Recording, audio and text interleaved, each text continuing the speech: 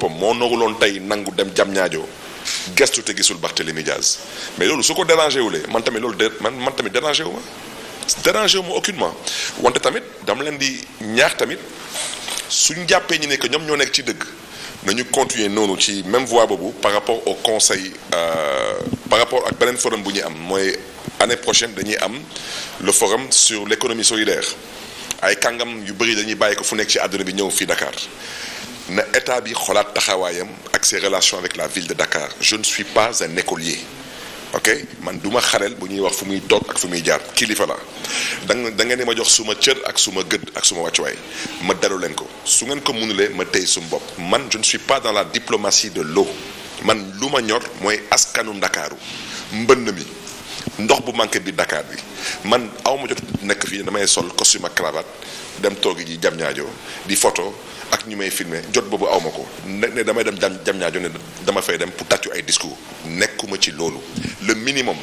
Dakar mooy accueillir mais na ngeen may au moins à Dakar la possibilité mu mën a souhaiter la bienvenue aux participants loolu mooy dëgg ngeen may tamit Dakar au moins lu nga xam ne ni investir na ko ci organisation forum bi mu mën a toog ci place am mais nag nit ki mënoo am sa xew même sax su nekkee xew ba ngay co-organiser ak état ñu bëgg la jël ne la demal nga toog fële suñu waxee nga tàccu ni ñëpp loolu fan lañ ko teg. mais yow ñu fal la barki démb rek nga tàmbali di jàmbaarloo ak président Macky Sall est-ce que doo jox dëgg ñi nga xam ni avant élection yi ñi ngi doon wax ni Barthélémy bi buñ ko falee boo moytuwul fii lay nekk rek di xiiro ngaa yow du am sa jotu liggéey. président Macky Sall lu ma wax daal fa laa toog fa laa nekk ba tey danaa su ma toogee ba gëstu dossier yëpp dinaa def demande d'audience dem seeti président Macky Sall ci yar ak teggin ci ful ak fayda nag parce que loolu rek mooy àdduna ne ko nag lii mooy wax ci fii la Dakar tollu dalal ko loxo ne ko kaay ñu liggéey fa laa mën a yem ci wax ci waaw. alors nag Barthélémy Diaz opposant kooku de moom la woon fa woon ba woon na woon rek waaw. alors forum bi conclusion yi ban njëriñ lay am bu nga xamee ni yow maire nga xam nga ni eau ak assainissement bokkul ci compétence transférées bu ngeen ci liggéeyee def ci ay conclusion finalement état moo ko war a appliquer te état jubóowu leen. non état jubóo nañu ñun ci état la ñu bokk il faut que ñu mën a def la part des choses état ak président Macky Sall par exemple tey su ngeen jëlee tey situation bi su ñu jëlee par exemple l'eau à Dakar mooy ndox biir Dakar mu nekk benn problème daanaka di nga gis ay gox biir Dakar mën nañ toog semaine du ñu gis ndox wala yeneen koñ biir Dakar balaa nga gis ndox foog nga yeewu 3 heures du matin ubbi robinet mais loolu waxuma loolu mooy faute président Macky Sall dama ne c'est la faute de l'État waxuma Macky Sall état laa wax ci laa bokk. non dama ne l'État il faut qu'on se comprenne l'État est impersonnel l'État du nit. maintenant nag dafa am ay responsable dafa am ay responsabilité suñu jëlee tey mbënn bi président Macky Sall fu mu nekk tey Diamniadio di ubbi le forum foofu amul assainissement amu fa kon nag naka la état mën a toog tey di wax ci waxu ndox te inondation du leen déranger tubaab bi ngeen xam ne ni dañuy ñëw tey ci forum bi ñoom amuñu problème inondation ñoom saa bu ñu amee inondation seen dëkk yi ay phénomène naturel la wante ñoom seen dëkk yi dañu am assainissement mais naka la ñu mën a tey jël dëkk lëmb bu mel ni Diamniadio di ko tabax di fa dugal ay centaines de milliards ay stade di fa nekk ay kër di fa nekk ay ministère di fa nekk te amul benn assainissement naka nga mën a jël ay gox yu mel ni Kër Ndiaye Lo Sangalkam Bambilor Gorom Lac Rose Kër Massar ginnaaw Tivaouane Peulh amul benn gox ci dëkk yu bees yi yu am assainissement kan mooy joxe kayitu lotissement kan mooy joxe kayitu permis de construire kan mooy joxe kayit pour nga am courant ak ndox état la kon dama ne état boobu foog ñu wax ko boppam dut baaraam ne leen nag lu ngeen nekkee na ngeen ko bàyyi parce que nag gis ngeen fi président de la république taxaw ne maire bu fi signé wul permis de construire na ko sous-préfet signé wala préfet signé loolu fu ñu ko teg loolu fan nañ ko teg ku nga xam ne ne askanam a ko fal nga ne kooku su defulee lii te loolu bañ bu ko def ndax la ndax bëgg a aar askanam tey ngeen jël géej gi di ko fooyee di ko tongtongee suuf si di def leen neex tegu leen ko ci benn dëgg tegu leen ko ci benn yoon tey ñu jóg ngeen ne waaw mais lii amul benn responsable moo am saa yi bu ñu waxee waxu mbënn dañuy gëstu ne le maire ñoom balaa may dee ñu ne ñoom seen solution mooy le plan Orsec lekkukaay la te damay biiralaat wax ci lekkukaay la ba ñuy tàmbali ak plan Orsec ba tey lu ñu dugal ci plan Orsec ëpp na 1200 milliards 1200 milliards ku ko dugaloon tey ci assainissement fii Dakar wallaay di ngeen gis un impact bu am solo su ngeen jëloon tey 1200 milliards ngeen dugal ko ci assainissement biir Sénégal ci capital yu mag yi ay Dakar ay Thiès ay Kaolack ngeen gis fa tamit amélioration ñu ngi wax ci waxu problématique u bassin de rétention bu Grand Yoff mais bassin de rétention bassin bu nar a jël ndoxu taw kese bassin boobu di jël ndoxu taw ak ndox usé mooy ndox yu jóge ci usines yi ak ci kër yi waaw mais loolu dañu ne pour régler problème bi yëpp juróom-ñaari milliards kese moo koy lijjanti ren laa wax ren yàlla su fi indee ndox bu bëri plan Orsec bi dinañ ci dugal lu ëpp juróom-ñaari milliards. plan Orsec ñu ngi si plan décennal bu. boobu beneen xeetu lekkukaay la parce que plan bu nga. ci ay saafara. non dama ne. plan bëri ñu doon inondé léegi amatul inondation. mais non damay wax nag te yàlla tax président Macky Sall nangul naa ko def na des efforts pour la lutte contre les inondations mais je reviens à ce que j'ai déjà dit le plan Orsec a-t-il été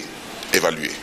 est-ce que rapport d'évaluation yi est-ce que jox nañ ko mairie yi ensuite ñoom tey dama ne